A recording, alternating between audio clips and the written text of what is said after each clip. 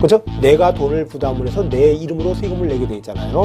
그러면 이런 걸 뭐라 그래요? 직접세. 세금을 부담하는 자는 전기세, 수도세. 이건 틀린 얘기예요. 암만 지방세, 국세 봐도 전기세, 수도세라는 건 없어요. 없어. 전기세. 당신 어디서 딱 보내놓고 나서 근데 내가 언제 줬어? 네가 안 줬으니까 안 내. 이럴 수도 있다라는 거죠. 네, 이번 시간에는 그 185쪽에 나와 있는 별도합산 과세상 토지 여기죠. 별도합산 과세상 토지. 일단은 여러분들이 그래요. 우리 그 토지 중에서요. 토지 중에서 사업용으로 쓰는 토지는요. 그 사업용으로 쓰기 때문에 그 사업을 해서 돈을 많이 세금을 낸다는 거죠. 만약에 볼까요? 이런 빌딩이 있다고 쳐봐요. 여기 빌딩이 여기서 임대료를 많이 받고 있어요. 그 임대료를 많이 받고 있으면 뭐 할까요? 사업소득이잖아요. 임대업을 하니까요. 그러니까 사업소득이 되면 뭐를 내야 돼요? 종합소득세를 내야 되겠죠. 그렇죠? 사업을 하니까 종합소득세를 낼 거예요. 그런데 또 여기에서 오는 사람들 있잖아요. 여기에서 건물을 줘놓으면 입주해서 돈 열심히 벌어서 또 세금 내는 사람 또 있잖아요. 이런 사람들도 세금 낼 거예요. 만약에 이런 건물이 하나가 생겼다면 고용 창출이 굉장히 많이 되겠죠. 그리고 국가 입장에서 세금이 이 건물을 통해서 세금이 굉장히 많이 들어올 거란 얘기예요. 그렇죠. 그러다 보니까 이런 건물의 소유자가 재산세를 건축물에 대한 재산세 내고 토지에 대한 재산세를 많이 내 이러면 그렇잖아요. 그러다 보니까 조금 내게 만들게 하기 위해서 별도 합산 과세를 한다는 거예요. 그럼 별도 합산 과세를 하게 되면 세율이 굉장히 1000분의 2에서 1000분의 4. 이거는 자그마치 1000분의 4가 되려면 10억을 초과를 해야지 1000분의 4가 돼요. 여기는 1억만 초과를 해도 1000분의 5가 되거든요. 여기가 굉장히 싼 거라는 거죠. 그러다 보니까 요거는 싸게 해주기 위해서 사업용 토지를 뭘로 하겠다? 별도 합산 과세를 하고 있다. 일단 그런 내용이고, 그러면 1번 보면요. 건축물의 부속 토지, 건축물이 있다는 얘기는 일단 사업을 한다는 얘기잖아요. 그러니까 나오는 거고, 보면 다음의 어느 하나에 해당하는 건축물의 부속 토지를 말한다. 다만 건축법 등 관계법령에 따라 허가 등을 받아야 할 건축물로서 허가 등을 받지 아니한 건축물 또는 사용 승인을 받아야 할 건축물로서 사용 승인을 받지 아니하고 사용 중인 건축물의 부속 토지는 제외. 그래서 무허가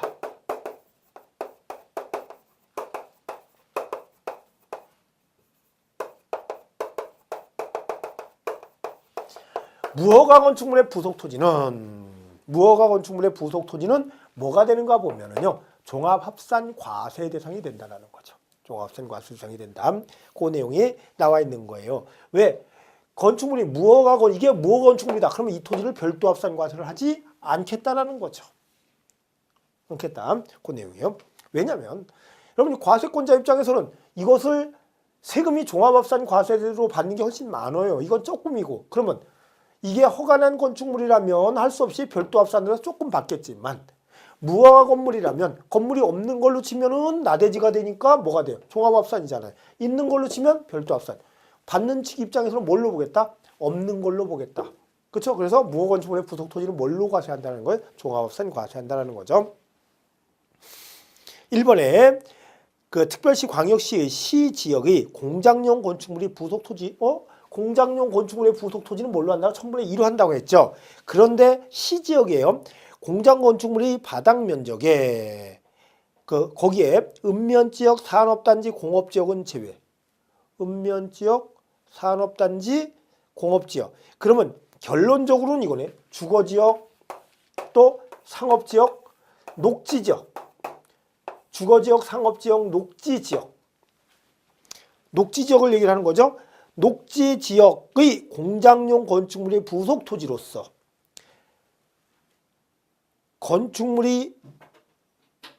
공장용 건축물이 바닥 면적에 용도지역별 적용배를 곱하여 산정한 범위의 토지를 말한다.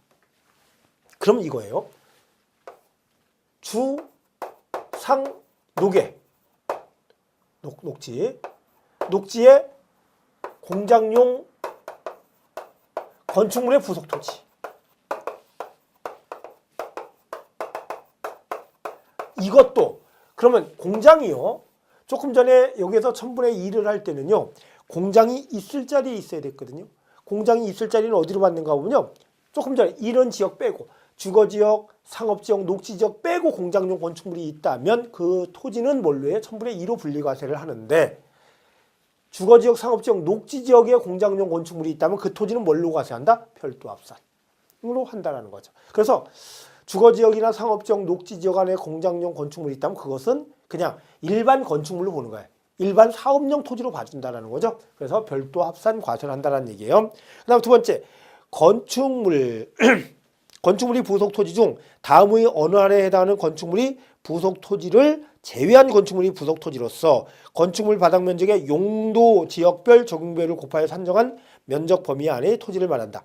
그러면 거기에 어떤 내용이 오냐? 그러면 일반 건축물이 있는 토지라면 뭐라는 거예요? 별도 합산 과세인데 별도 합산 과세예요. 별도 합산 과세.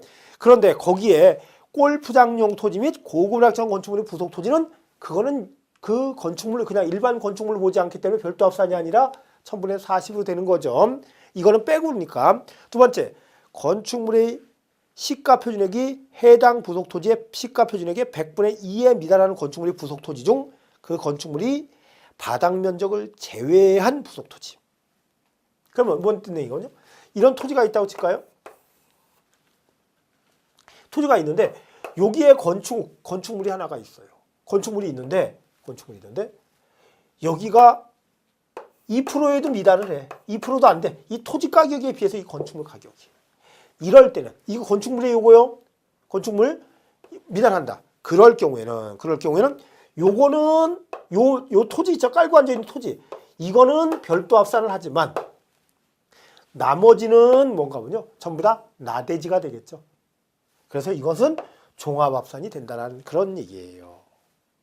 그래서 여기에 또 하나 2% 미달 이렇게 한번 체크해 볼게요. 종합합산에. 종합합산이 굉장히 많아요. 조금 전에 여기도 못해요. 여기도 주, 상, 공해, 농지나 목장농지 이런 것도 저기잖아요. 그렇죠? 이제 요건 뒤에서 한번 나올 거고 이렇게 보시면 되겠고 다음 장 보시면 저기 용도지역별 적용배율이라는 게 있는데 이 용도지역 적용 배율에 요거를 한번 이제 외우시는 거는 아니에요. 어떤 내용인가 보면요. 이런 토지에 건축물이 이거 있으면 전부 다 건축물의 토지로 볼 수 없죠.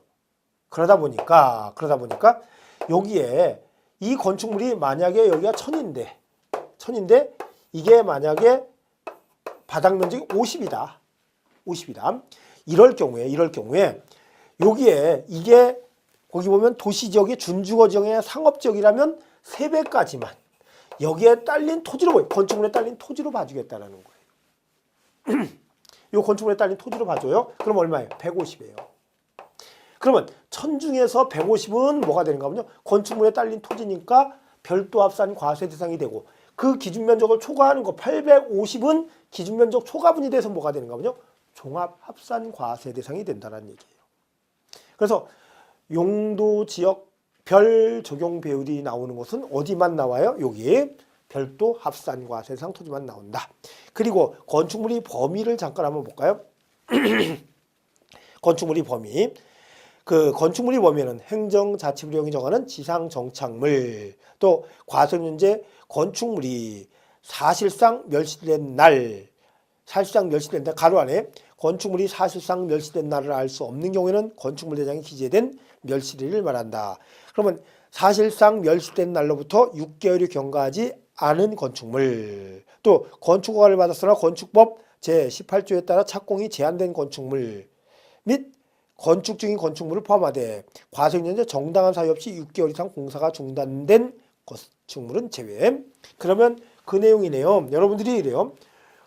내가 이런 건물인데 이거를 새로 지으려고 철거를 해버렸어요. 철거를 했어. 그러면 이 토지는 뭘로 해요? 나대지가 된다라고 보지 말란 얘기예요. 왜? 거기에서 과세 기준제 건축물이 사실상 멸시된 날로부터 6개월이 지나지 않았다면, 만약에 올해 3월에 건물을 철거를 했어요. 그래도 이 토지는 뭘로 과세를 해라? 별도 합산을 하라는 얘기예요. 나대지로 봐서 종합을 하지 말고 6개월이 지나지 않은 건축물이니까. 또 뒤에는 나온 거죠. 뒤에 건축허가를 받았으나 착공을 안 했다. 거기에 착공이 제한됐다면 국가에서 어떤 사업 때문에 착공을 못하게 만들 수도 있겠죠. 다른 개발을 하려고. 그럴 경우에는 그냥 건축물이 있는 걸로 봐서 별도 합산을 하라는 거예요. 또 거기서 정당한 사유 없이, 그리고 착공을 했다가 정당한 사유 없이 6개월 이상 공사가 중단됐다면 그때는 없는 걸로 보고 하라는 얘기죠. 그 다음에 별도 합산 과세할 타당한 이유가 있는 토지. 이게 사업용 토지예요. 거기에 건축물이 있는 토지가 원칙적으로는 별도 합산 과세인데, 건축물이 없다 하더라도 자동차 운전 교습장용 토지라든지 보세 창고용 토지라든지 주차장이라든지 이런 것은 어때요? 그냥 나대지에서 수입을 올릴 수 있는 거죠. 이런 것들은 뭘로 하겠다? 이런 것들은 별도 합산 과세를 하겠다. 이런 것도 여러분이 이거 해갖고 세금 내야 되겠구나, 돈 버는 거구나, 토지를 놀리는 건 아니구나, 이렇게만 체크를 하시면 돼요. 워낙 많으니까 애우지는 마시고요. 이렇게 보시고, 그 다음 장에 188쪽에 보면 종합합산 과세 대상이 있네요. 종합합산 과세 대상. 종합합산 과세 대상인 농지, 실제 영농에 사용하지 않고 있는 부재 지주의 소유 농지. 실제 영농에 사용되지 않는데요. 그러면 당연히 뭐예요? 종합합산이죠. 실제 영농 목적이니까. 두 번째, 분리 과정에 속하지 아니하는 법인 소유의 농지. 우리 법인이 소유하는 농지가 몇 가지 있었죠? 법인이 소유하는 농지 한번 기억해 볼까요? 농업법인이, 그렇죠? 또 한국농어촌공사가 소유하면서, 그렇죠? 농가에 공급할 목적. 또 법인이 매립 간척해서 과세운에 직접 경작하는 거, 그렇죠? 그 다음에 사회복지법인이 자가 소병에 공하는 거. 또 종중 소유 농지. 이 5가지 외에 법인이나 단체가 소유한다면 뭘로 해라? 여기로 해라. 종합으로 해라. 그 내용이고, 그게 두 번째 내용. 세 번째 내용은 요거네. 요거 농지. 그 다음에 두 번째, 종합합산 과세는 목장 농지 같이 체크를 하시면 돼. 체크하시면 되고, 그 다음에 종합합산 대상인 임야. 이것도 이게 12가지가 있거든요. 임야가요. 1000분의 0.7로 하는 게 공익 목적, 특정 목적 임야, 이거 외에 그 다음에 공업지역 중 종합합산 과세상인 토지. 그래서 거기에 뭐 1번은 읽을 필요도 없죠. 기준면적 초과는 무조건 뭐니까? 종합이니까. 그 다음에 그 두 번째도 역시 초과, 세 번째도 역시 초과, 종합이다라는 거죠. 초과 나왔으니까 당연히 종합된다.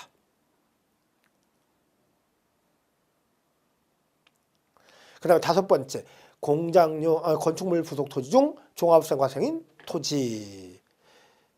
여기에서 초과하는 또 역시 마찬가지로 나와 있는 게 초과분이 나와 있고요. 지상 정착물이 없으니까 뭐래요? 나대지, 무허가 건축물의 토지, 또 2%에 미달하는 토지, 그 다음에 잡종지 같은 경우도 뭐가 된다라는 거예요? 종합합산 과세 대상이 된다라는 거죠. 이렇게 해서 토지의 과세 대상 구분. 그러면 여러분이 토지의 등급을 이제 매길 수 있겠어요? 어느 토지는 어디로 가겠다라는 거 보이시죠? 이제 시골에 가면서 저 토지는 농사를 짓고 있으니까 1000분의 0.7이구나. 그렇죠? 또 어떻게 남양주 이런 데를 가다 보니까 상수원 보기에 임야 있네. 아이고 이것도 0.7이구나. 그렇죠? 공업지역이나 산업단지 안에 공장용 건축물이 있구나. 그 토지는 1000분의 2 분리과세구나. 또 골프장을 갔더니 골프장용 토지 뭐다? 1000분의 40 분리과세 대상 토지구나. 강남에 갔더니 빌딩의 토지다. 뭐다? 사업용 토지니까 별도 합산 과세구나. 강남에 갔더니 땅을 그냥 완전히 나대지로 거기다 배추나 키우고 있어. 이런 뭐예요? 종합합산 과세 대상이구나 할 수 있다는 거죠. 등급을 매긴다는 거예요. 이렇게 이것은 이제 굉장히 중요해져요. 왜냐하면 요거 자체를 구별할 수 있는 게 지금 이제 종합 부동산세 볼 때 이 세 가지 여기에 별, 종, 주 이것은요 1차적으로 6월 1일 날 가지고 있으면 재산세가 부과되고 2차적으로 종합부동산세가 또 과세가 되거든요. 요거는 별, 종, 주. 그러면 이런 토지들은 여기에 속하는 토지들은 종부세 과세될 수 없어요. 또 건축물 선박 항공기도 절대로 종합부동산세 과세될 수가 없어요. 종합부동산세 과세될 수 있는 것은 별도 합산 과세상 토지, 종합합산 과세상 토지, 주택. 그래서 별, 종, 주만 종합부동산세가 과세될 수 있다 그러거든요. 과세될 수 있다. 그래서 이제 가끔 시험 문제 종합부동산세가 과세될 수 있는 토지는 그러면 이런 토지를 찾아줘야 된다라는 거예요. 그렇죠? 이런 토지를 찾으면 안 된다라는 거예요. 또 이렇게요. 여기는 누진세율이잖아요. 얼마에서 얼마. 여기는 비례세율이죠. 다음 누진세율이 적용되는 토지는 그래도 나올 수 있다는 거죠. 또 한 번은 문제가 아주 재밌게 나왔는데 뭐라고 나왔냐면 과세 표준이 증감에 따라 점진적으로 세율이 증가하는 토지는 이렇게 나왔다는 거예요. 그 뭐예요? 누진세율이 적용되는 토지는 이렇게 나온 거거든요. 이렇게 보시면 되고 그래서 요걸 체크를 하시고 이제 제4절에 납세 의무자가 있어요. 납세 의무자. 그러면 납세 의무자인데 납세 의무자. 그러면 요것은 누가 내는가 보면요. 누가 낸다. 납세 의무자가 재산세를 내야 되겠죠.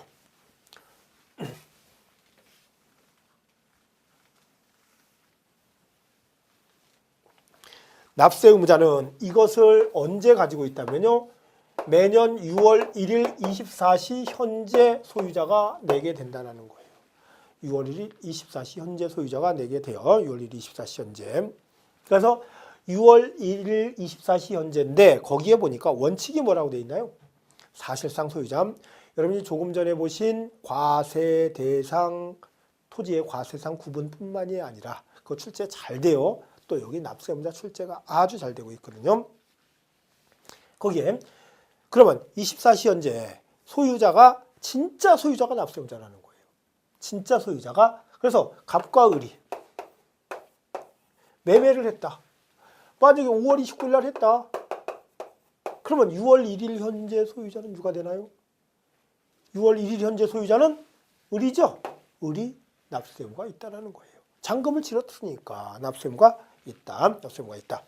그런데 이제 우리 시험 문제에서 이게 날짜를 바꿔가면서 25, 26, 27, 28, 29 계속 나와요.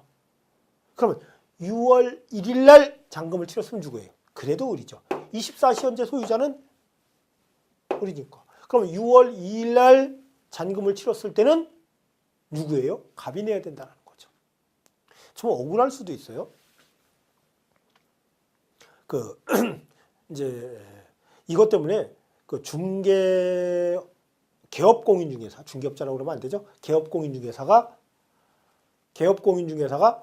이 재산세를, 남의 재산세를 대신 내주는 경우를 봤어요. 왜냐하면 어떤 사람이 6월 2일 날 만약에 6월 한 5일 정도의 잔금을 치렀어요. 이렇게 치렀다고 쳐봐요. 그런데 이렇게 있으면은 과세권자는 고지서를 누구한테 보내줄까요? 갑일까요? 을일까요? 당연히 6월 1일 현재 소유자는 갑이잖아요. 그러니까 갑에게 고지서를 보내줘요. 그게 언제 보내는가? 7월 16일부터 내도록 7월 하루 이틀 전에 보내줘. 하루 이틀 전에 보내줬어요?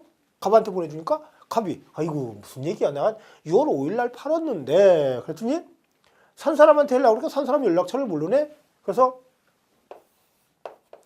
산 사람 연락처를 몰라. 그래서 이걸 매매를 할 때 중개를 했던 그 개업공인중개사한테 갔어요. 갔더니 아이고 내가 집을 팔았는데 아이 재산세가 우리 집으로 왔나 봐요. 공무원들은 요새 뭐 하는지 몰라요. 이렇게 와요. 오니까 또 중개업자가 이거를 알고 있으면 좋은데 모르고 있으니까 또 산 사람한테 전화를 해. 전화해서 아이고 재산세가요. 갑집으로 이 판신분 집으로 갔네요. 사신분이 내셔야 돼요. 그러면 또 사신분이 같이 봐보면 어때요? 아유 그러네요. 왜 그게 글로 갔어요? 그러고 낸다라는 거예요. 그러면 다 바보끼리니까 관계가 없어요. 셋이 바보면 관계없는데 을이라는 사람이 만약에 수업을 이렇게 공인중개사 공부를 했어. 언제 소유자가 낸대? 6월 1일. 무슨 얘기예요? 고지서를 중개업자 가져오니까 이 재산세는요. 그 뒷면에 보면 나와요. 6월 1일 현재 소유자가 이 본 재산의 사실상 소유자니까 납세무가 있다는 얘기죠. 여기 봐요. 6월 1일 소유자가 내게 돼 있잖아요. 그래, 을이. 중개업자한테. 그쵸? 그러면 6월 1일 소유자는 6월 1일 현재 소유자는 누가? 갑이야. 갑한테 얘기를 해. 나는 못 내요. 난리 나는 경우가 많아요. 이런 경우가. 그렇죠? 이러면 안 된다는 거죠. 6월 1일 현재 소유자는 누구니까? 갑이니까. 갑이 당연히 내. 거기서 공무원들이 잘못 보낸 거 아니에요. 그러면 이런 거를 할 때는 하고 나서 이제 왜냐면 이거를 그 당사자끼리 잔금 다 치기 전에 얘기를 안 하면 안 돼. 또 중개업자가 여러분이 공인중개사예요. 이렇게 거래가 하다 보니까 어떻게 하다 보니까 잔금이 6월 5일이 됐어. 이럴 때는 을한테는 그 얘기를 해줘도 돼. 있잖아요. 요거 당신 재산세 안 내라고 내가 잔금을 일부러 이렇게 해놨어요. 그러면 수수료를 제대로 주겠죠. 근데 갑한테는 그 얘기하면 큰일 나죠. 그죠? 갑한테는 다 수수료 받을 거 받은 다음에 그 얘기를 해줘야 돼. 이번에 재산세는 올해 7월과 9월 달에 나오는 재산세 있죠? 저기 사장님이 내셔야 돼요. 이렇게 얘기를 해주셔야 된다는 거죠. 나중에 찾아오니까. 이렇게 하고 있다. 그래서 누구다 원칙이 사실상 소유자. 그런데 이럴 경우도 있는가 보세요. 한번. 여기에 5월 10일 잔금을 치렀는데 을이 세상에 등기를 안 했어요. 등기를 안 했어. 등기를 안 했어. 그러면 누가 납세무자냐? 그래도 을이라는 거예요. 왜? 누가 내게 돼 있어요? 사실상 소유자가 내게 돼 있잖아요. 진짜. 그래서 뭔가 보면요. 이럴 경우에 을이 등기를 안 하면요. 갑은 이렇게 하면 돼요. 갑은 뭐를 하면 되는가 보면 갑은 201쪽을 가보시면 201쪽에 하단에 보면 신고 의무라는 게 있죠. 신고 의무 있죠? 신고 의무? 신고 의무. 다음의 어느 하나에 해당하는 자는 과세 기준일로부터 10일 이내에 그 소재지를 관할하는 지방자치단체의 장에게 그 사실을 알 수 있는 증거 자료를 갖추어 신고하여야 한다. 신고하여야 한다. 1번에 재산 소유권의 변동 또는 과세상 재산의 변동 사유가 발생하였으나 그 과세 의무까지 그 등기가 되지 아니한 재산이 공부상 소유자. 5월 29일 날 팔았는데 을이 등기를 안 했다. 이럴 권리 변동이 생겼죠. 이럴 때 갑은 며칠 내에 신고를 해라. 과세 기준일로부터 10일, 6월 10일까지 부동산 소재지를 관할하는 지방자치단체의 장에게 신고를 하면 돼. 그러면 소유자가 바뀌었구나 하니까 재산세를 을로 내보낸다라는 거예요. 그런데 다른 거 뒤에 두 번째, 세 번째, 네 번째도 한번 보시고요. 근데 이 신고를 안 하면 어떻게 되냐? 그냥 갑이 내면 돼. 그러면 제재사항은 없어요. 그냥 네가 내면 돼요. 더 과태료 같은 건 안 붙어요.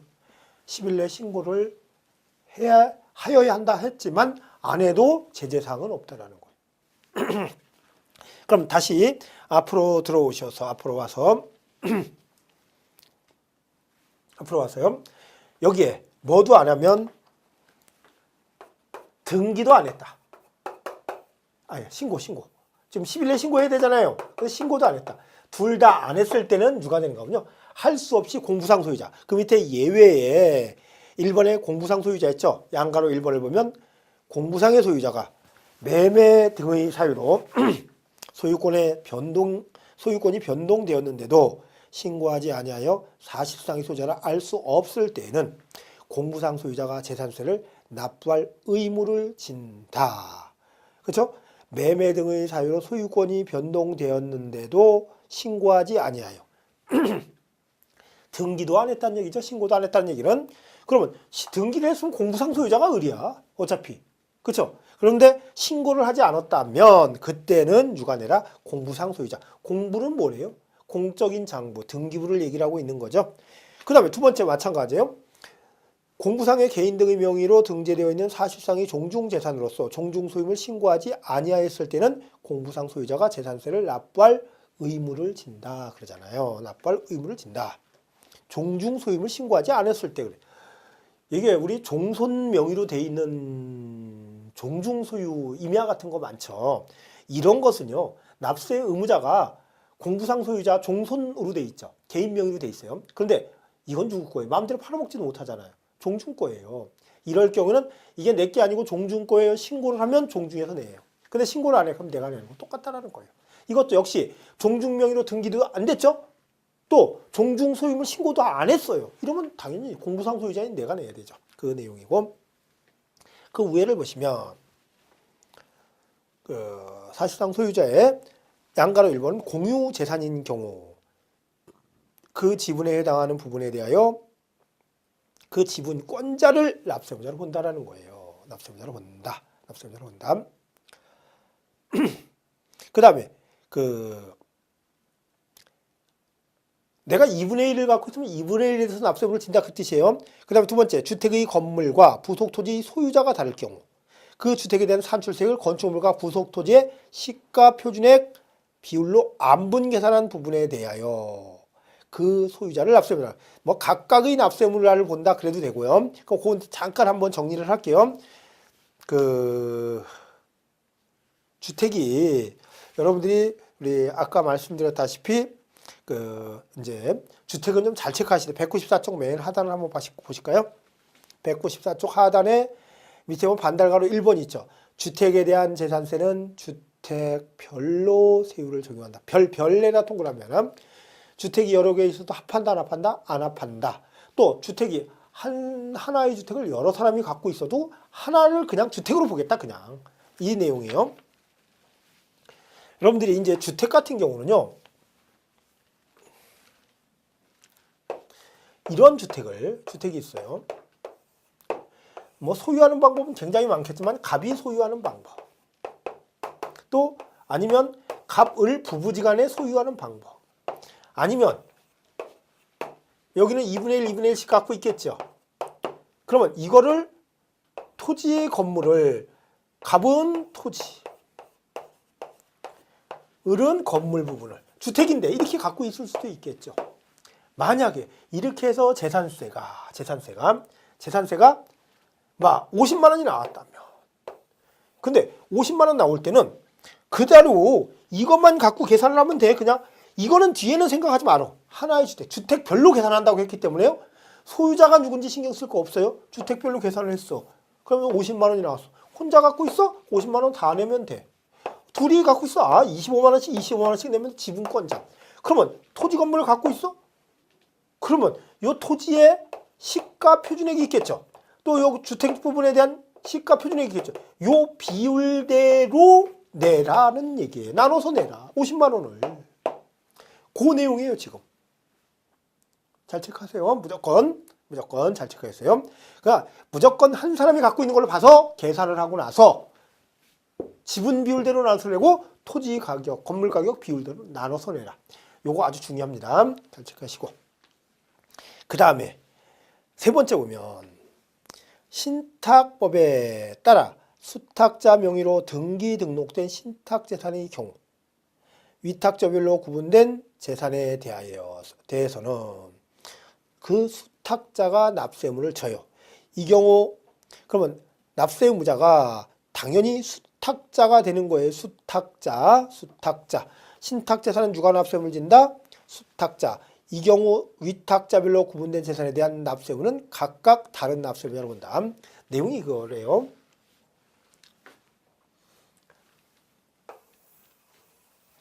강남구에 이것은 갑이라는 사람이, 이것은 을이라는 사람이 갖고 있어요. 근데 이것을 A 장학재단에다가, 이것도 이 사람도 A 장학재단에다가 맡겨요. 그러면 이자는 뭐래요? 받아갖고 있으니까 수탁자. 이자들은 뭐예요? 위탁자잖아요. 그렇죠? 위탁자면 재산세는 누가 납세의무를 진다? 수탁자인 A 장학재단에서 납세 의무를 진다라는 거예요. 납세의무를 져라. 당연히 납세의무를 져야 되겠죠. 그런데 이럴 때 이거 토지가 전부 다 별도 합산이죠. 별도 합산이죠. 이럴 경우에 수탁자가 갖고 있는 게 4개 다 합하지 말아라는 거예요. 위탁자별로 구별이 돼 있죠. 이럴 때는 요거 2개는 합해서 A장학재에서 재산세를 내고 요것도 합해서 내자. 전체를 합하지는 말고 갑거는 갑거끼리 합하고 을거는 을거끼리 합해라. 위탁자별로 구분된 재산에 대해서 납세의무를 각각. 그러니까 요거의 납세의무는 이거에 대해서 납세의무, 이거는 납세의무 있지만 각각 별개로 보라는 얘기예요. 왜? 괜히 이 수탁자 장학재에서 이 사람 재산 맡아 갖고 있고 이 사람 맡아 다 합하면 안 된다는 얘기. 따로따로 해라. 그래 각각을 납세의무자로 본다는 얘기죠. 그렇게 내용 나와 있고 예외에 주된 상속자 있죠. 주된 상속자 상속이 개시된 재산으로서 상속 등기가 이행되지 아니하고 사실상 소유자를 신고 역시 등기 안 되고 신고 안 됐으니까 당연히 주된 상속자. 주된 상속자는 상속 지분이 가장 높은 자. 상속 지분이 가장 높은 자가 2인 이상일 때 나이 많이 먹은 연장자로 한다. 뭐 이건 취득세에서 또 말씀드렸죠. 뭐 취득세에서 말씀드렸으니까 여기까지 또 할 필요는 없을 것 같고 취득세에서는 무조건 각각이고 상속인사에서는 연대 납세의무가 있다 얘기를 했죠. 그 다음에 세 번째 연부매수계약자 이것도 취득세에서 나왔어요. 취득세에서는 사실상 연부금 지급일에 각각 독립된 취득으로 봐서 연부매수계약자가 무조건 납세의무를 진다예요. 그런데 여기서는 연부매수계약자가 납세의무를 지는 경우는 어떤가 주체줄에 사용권을 뭐 했을 때 무상으로 부여받은 경우만 그렇다는 거죠. 무상으로 부여받은 경우만 그렇다. 또 두 번째, 국가, 지방자치단체 및 지방자치단체 조합이 선수금을 받아 조성하는 매매용 토지로서 사실상의 소유성이 완료된 토지의 사용권을 무상으로 부여받은 자, 여기도 역시 마찬가지로 무상으로 부여받은 자가 있는 경우에는 그 매수계약자로 본다. 연부매수계약자는 납세의무 지는 경우는 거의 없다. 어떨 때만 사용권을 무상으로 부여받은 경우만 그렇다는 거죠. 사업 시행자. 우리 이제 거기에 도시개발 사업을 한다. 도시개발 사업을 하면서 환지로 정하지 않은 것들이 아니 환지로 정했는데 정했어요. 아니 환지로 정해주고 나머지 사업 시행자가 갖고 있는 채비지나 보류지가 있을 수 있죠. 매각을 해야 돼요. 채비지 매각 공고를 하고 보류지 매각 공고를 해야 되는데 안 하고 이날이 됐어요. 이럴 때는 누가 내라? 당연히 6월 1일 현재 소유자가 사업 시행자가 내야 되겠죠. 그 다음에 다섯 번째 사용자. 재산세 과세연제 소유권의 귀속이 분명하지 아니할 때는 누구래요? 사실상 소유자. 소유권의 귀속이 불분명할 때 우리 아까는 뭐라 그랬죠? 공부상 소유자를 알 수 없을 때는 아니 사실상 소유자를 알 수 없을 때는 공부상 소유자 그랬죠. 여기는 아예 소유권의 귀속이 불분명해. 무허가 건물 한번 볼까요? 무허가는 공부상의 소유자도 안 나와 있겠죠. 근데 가보니까 사는 사람도 없어. 이럴 때는 누가 내라? 사용자가 내라. 그런 내용이고. 그 다음에 신탁재산의 합산 방법. 이거 이렇게 해볼게요. 여기 A장학재단이 있어요. A장학재단 재산이 여기에도 이거는 A장학재단 거야 원래부터. 그럴 때 한번 볼까요? 신탁법에 따른 신탁재산에 속하는 종합합산과세상토지 및 별도합산과세상토지 합산 방법은 다음과 같다. 신탁재산에 속하는 토지는 수탁자의 고유재산에 속하는 토지와 서로 합산하지 아니한다. 요거 빌딩이 있는데 이거는 수탁재산이잖아요. 이거하고는 합산하지 않아요. 이건 고유재산이기 때문에 그 내용이고. 두 번째, 위탁자별로 구분되는 신탁재산에 속하는 토지의 경우 위탁자별로 각각 합산은 위탁 갑거는 갑거끼리 합산, 을거는 을거끼리 합산해서 과세를 해라. 그 내용이죠. 이렇게 보시고 그 다음에 이제 제5절의 과세 표준이에요. 과세 표준이 처음에 배울 양도소득세에서 무진장이 복잡했죠. 기억은 나시죠? 그 다음에 취득세도 뭐 이렇게 복잡해 간단하다며 신고가액, 시가표준액, 사실상 취득가액. 근데 안에 들어가 보니까 뭐 그쵸? 굉장히 복잡했었는데 여기는 아주 편하게 돼 있어요. 일단은 선박 항공기 보니까요. 뭐라고 돼 있어요? 전부 다 시가표준액이래요.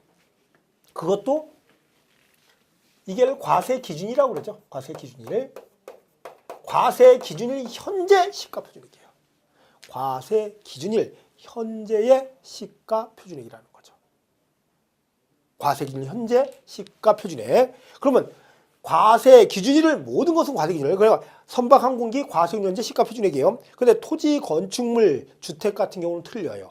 거기에다가 그러면 선박이나 항공기 같은 건 시가 표준액을 하지만 토지, 주택, 건축물을 그래요. 시가 표준액에다가 뭐를 곱하는가 보면요.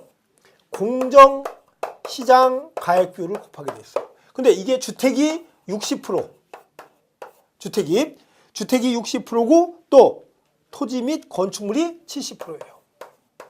그러면 이거를 시가 표준액보다 줄여서 과세 표준을 정하겠다는 얘기예요. 만약에 주택의 시가 표준액이 만약 5억이다. 그러면 공정시장 가액비율을 대통령령으로 60%로 정해놨어요. 60% 정하면 얼마예요? 3억이잖아요. 3억을 과세 표준으로 해서 세율을 적용해라. 그 내용이죠. 그 내용. 이것만 체크를 하죠. 시가 표준액에다 공정시장 가액비율. 선박 항공기는 기억할 필요도 없고. 토지, 주택, 건축물의 과세 표준은 뭐다? 시가 표준액 곱하기 공정시장 가액비율. 공정시장 가액비율은 기억할 필요 있어요. 주택은 60%, 토지 건축물은 70%다라는 거죠. 근데 여러분들이요. 이제 시험 문제 한번 이런 거 나온 적 있어요. 국가로부터 취득한 재산이 국가로부터 취득했대요. 국가로부터 취득한 재산이 재산세 과세 표준은 뭘까요? 사실상 취득가. 이러면 안 된다는 거예요. 그것은 무조건 될 수가 없는 거예요. 재산세 과세 표준은 무조건 무슨 단어가 들어가야 돼? 다른 단어 들어가면 돼. 시가 표준액 반드시 들어가야 돼. 사실상 취득가액 죽어도 안 들어가요. 그럼 뭐 경매받은 거나 그냥 산 거나 재산세 과세표준이 틀릴 일은 없잖아요. 여러분이 같은 아파트에 있는 같이 살죠? 그러면 같은 평수야. 시가 표준액 똑같다면 재산세 무조건 똑같다는 거죠. 그래서 물세라고도 하는 거죠. 이렇게 보시고 그 다음에 세율 볼게요. 세율. 역시 재산세도 50%로 인해서 가감 조정할 수 있는 표준세율이죠. 표준세율. 그러면 종합합산 볼까요? 1000분의 2에서 얼마래요? 1000분의 4죠. 1000분의 5죠. 그죠? 1000분의 5. 근데 여기는 얼마예요? 1억 초과하면 1000분의 5예요. 근데 별도 합산은 1000분의 2에서 1000분의 4죠. 4인데 얼마를 넘어야지? 10억을 초과해야지. 또 분리과세 세율이 있죠. 그러면 별도 합산, 종합 합산은 같은 시군구에 있는 걸 뭐 한다? 합산한다. 그 내용이 들어있으니까 체크를 하시고 분리과세 대상이 있죠. 보시고 그 다음에 건축물이 있는데 이 건축물 세율을 보면 건축물은 골프장 및 고급 오락장용 건축물 있죠. 이것은 얼마래요? 4%. 아휴, 토지도 아까 4%라고 그랬잖아요. 역시 건축물도 4%라는 거예요. 그런데 토지 따로 건축물 따로 각각 4%예요. 그 다음에 공장용 건축물인데 시, 특별시, 광역시, 시 지역 안에서 국토의 계획 및 이용에 관한 법률과 그 밖의 관계법령의 규정에 의하여 지정된 주거지역 및 당의 지방자치단체의 조례로 정하는 지역 안의 생산설비를 갖춘 공장용 건축물은 과세표준액의 1000분의 5. 그러면 여기서 기억할 것은 지방자치단체 조례, 이거는 우리가 신경 쓸 필요 없어요. 지자체 조례는 신경 쓸 거 없고 그 앞에 보니까 시의 주거지역은 시의 주거지역 안에 있는 시의 주거지역 안에 있는 공장용 건축물은 얼마다? 1000분의 5가 된다는 얘기. 1000분의 2.5가 아니라 그 밖의 건축물은 1000분의 2.5. 63빌딩도 1000분의 2.5예요. 1000분의 2.5 된다. 그 밖의 건축물은 1000분의 2.5. 그러니까 주택은 별장은 과세 표준액의 1000분의 44%래요. 4%. 4% 많이 받는데? 그런데 이거는 뭔가 보면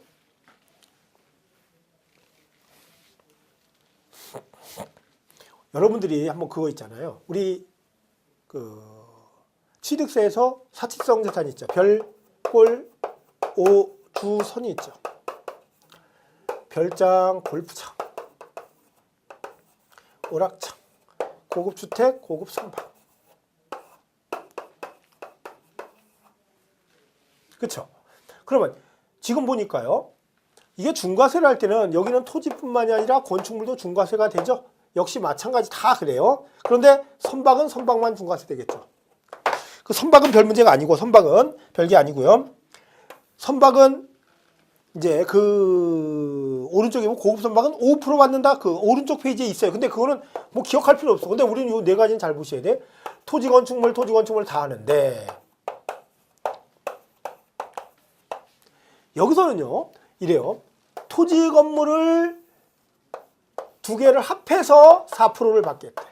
당연히 여기에다 공정시장 가격을 당연히 곱하겠죠. 그 다음에 골프장은요. 토지 따로 4%, 건축물 따로 4%를 받겠대. 어이구, 사치성 재산 여기도 재산세 무진장이 많이 받고 있는 거예요. 그런데 주택은 토지 건축물을 하는데 이것은 잘 기억하셔야 돼요. 재산세에서는 고급주택이라는 단어가 안 나온다고 그랬죠. 어디서? 고급주택이 아니라고 그랬잖아요. 그냥 단순히 가격이 높으니까 높은 세율이, 가격이 높아서 누진세율 적용되다 보니까 높은 거예요. 여러분이 시가 표준액 10억짜리가 고급주택이래요? 고급주택이 아니래요? 일 수도 있고 아닐 수도 있어요. 여러분들이 우리 취득세에서 고급주택 뭐 있나요? 9천에 331,662 그렇죠? L, 에, 수 245, 274 있죠. 그게 뭐래요? 그런 조건을 충족해야 하고 시가 표준액 6억 초과를 해야 되잖아요. 6억 초과한다고 해서 무조건 고급주택이 되는 거 아니에요? 면적이 적다면 아니라는 거예요. 그러면 10억짜리면 취득세에서는 중과세가 됐다 하더라도 여기 재산세. 취득세가 중과세 아닌 시가표준액 10억짜리. 재산세는 어떻다? 똑같다. 고급주택 개념이 없다라는 거예요. 여기는 없다. 이렇게 하고 있다. 그러면 여기는 묶어서 4%, 여기는 따로 4%. 그거만 좀 기억을 해주시면 될 것 같아요. 하고 있다. 그 다음에 그 밖에 4단계 초과 누진세율 주택은요. 주택은 세율이 1000분의 1에서 1000분의 4가 돼요. 1000분의 1에서 1000분의 4. 그래서 3억을 초과하면 4%예요. 4%. 그리고 박스 밑에 1번에 주택에 대한 재산세는 주택별로, 그 다음에 두 번째 다가구 주택, 그 조금 전에 보셨던 것, 여러 가구가 있다면 각각을 하나의 주택으로 보겠다는 얘기죠. 그 다음에 세 번째, 주택을 지금 조금 전에 보셨던 거예요. 주택을 2인 이상이 공동으로 소유하거나 토지와 건물의 소유자가 다를 경우 해당 주택에 대한 세율을 적용할 때 해당 주택이 토지와 건물의 가액을 합산한 과세표준액에 주택의 세율을 적용한다. 무조건 합해서 세율 적용해서 50만 원이라면 그거 갖고 나눠 가져라 그 뜻이죠. 그렇게 나와 있고, 그 다음에 취득세, 등록면허세와 더불어 재산세도 중과세라는 게 있는데, 중과세 보시면 중과세가 적용 대상은요, 우리 거기서 보신 거, 취득세에서 보신 거예요. 과밀 억제권역 안에서 공장을 신설 증설하게 되면 취득세 중과세가 되죠. 그것을 가지고 있으면 중과세가 되는데, 여기서 중과세가 되는 것은요, 공장용 건축물만 중과세가 돼. 토지는 중과세가 안 돼요. 취득세에서는 토지 건축물이 같이 중과세가 됐죠. 근데 여기는 뭐만? 공장용 건축물만 중과세 되는데, 그것도 과세 기준일로부터 넷째 줄에 보면 최초의 과세는 또 5년간 1000분의 2.5, 즉 일반 건축물 세율의 100분의 500, 5배래. 그러면 1000분의 12.5가 되겠네. 1.25%로 받겠다는 거예요. 그것도 어디에? 과밀 억제권역에서. 그렇죠? 공산유 도는 제외적이기도 이렇게 보시고, 과세 기준일 공장용 그 내용 체크를 하시면 되겠고, 그 다음에 재산세 도시 지역분이 있어요. 우리 재산세를 낼 때는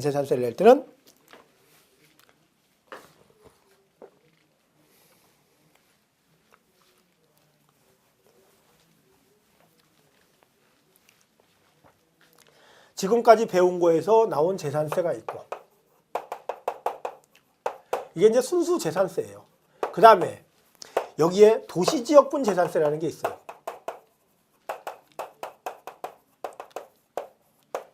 이 도시지역분 재산세 같은 경우는 그 재산세 과세 표준에 1000분의 1.4 재산세 과세 표준에 1.4를 적용해서 나온 게 있겠죠. 요게 도시적분 재산세예요. 뭔가 하면요. 도시적분 재산세라는 얘기는 토지, 건축물, 주택을 갖고 있으면서 도시 계획시설 있죠. 도로나 공원이나 항만 이런 것 때문에 혜택을 받는 자 뭐를 내게 되니까 보면요. 도시지역분 재산세를 내게 돼 있어요. 도시지역분 재산세를 내게 돼 있어요. 그래서 플러스 알파에 재산세에다가 도시지역이 안 있다면 재산세만 내면 되지만 도시지역에 있을 때는 그 지역에 대한 재산세거든요. 그거는 재산세가 되면 1000분의 1.4를 적용해서 한 개선을 플러스해서 재산세를 낸다. 이거를 뭐라고 하냐면 도시지역분 재산세라고 그래요. 도시지역분 재산세라고 얘기를 하고 있다. 그러면 거기에 토지 등을 한번 볼까요? 지방자치단체의 장은 국토의 계획 및 이용에 관한 법률에 따른 도시지역 중 해당 지방의회의 의결을 거쳐 고시한 지역 안에서 대통령이라는 토지, 건축물, 주택에 대해서 조례를 정하는 바에 따라 아래 1과 아래 2, 그러니까 그게 아래 1이 뭔가 보면요. 재산세 과세 표준에 재산세 세율 적용해서. 그 다음에 두 번째, 재산세, 토지 등의 과세 표준에 재산세 과세 1000분의 1.4를 중과 산출한 세액을 합한 것을 얘기를 하고 있다는 거예요. 이렇게. 그러면 토지, 건축물, 주택인데 이거는 보셔야 돼. 일단은 도시 지역 중에요. 1번 토지는 도시지역 중이라 하더라도 토지 중 전답, 과수원, 목장 중 임야를 제외. 그것은 플러스 알파를 안 붙이겠다는 얘기죠. 안 하고 또 도시개발에 따라 환지 방식으로 시행하는 도시개발구역의 토지로서 환지 처분 공고가 된 모든 토지.